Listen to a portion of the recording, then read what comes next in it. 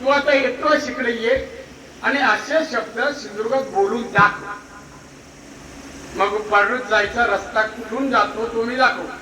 उद्धव ठाकरे म्हणजे लाज सोडलेला कोडगा व अक्कलशून्य माणूस. माननीय अमितजी शाह मातोश्रीवर जाऊन 5 वर्षे झाले तरी त्यावेळेची घटनेबद्दल लोकांची दिशाभूल करण्याचे काम उद्धव ठाकरे करीत आहेत. माननीय अमितजी शाह यांनी उद्धव ठाकरेंचा प्रस्ताव मान्य केलाच नव्हता. माननीय अमितजी शाह यांनी अनेक वेळेला भाजपने शिवसेनेला 2.5 वर्षाची मान्यता दिली नव्हती. हे खुलासा आहे. मुख्यमंत्री असूनही महाराष्ट्रातील जनतेसाठी काहीच न करू शकलेला असा अपयशी आणि महाराष्ट्राला मागे नेणारा हा मुख्यमंत्री होता. तोच चुकीचा जुना इतिहास सांगून अभद्र अपशब्द वापरणारा लाज लज्जा सोडलेला हा माणूस कोडगा आहे.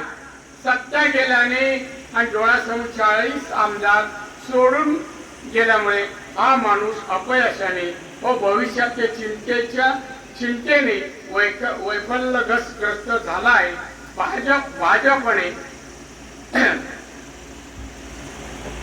शिवसेना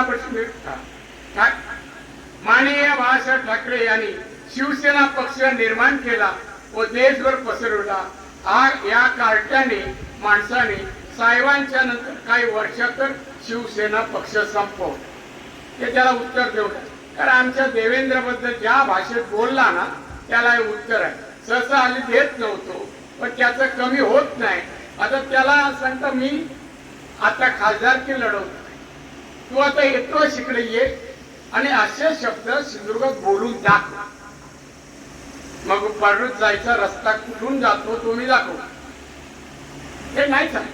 आमचे नेते माननीय मोदीजी असो, माननीय अमित शाह असो, देवेंद्र फडणवीस असो, आमचे नेते तुझ्यासारखं सगळं सोडलं नाही. 2.5 वर्ष मुख्यमंत्री 2 दिवस फक्त मंत्रालयात गेला. त्या कोकणाला काही दिलं नाही, एक योजना नाही, काय कामाचं.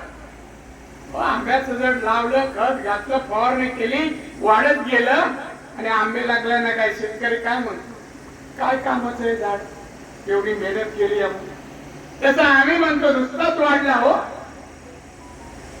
महाराष्ट्राला काय दिलं, कोकणाला काय दिलं. एबीपी माझा, उघडा डोळे बघा नीट.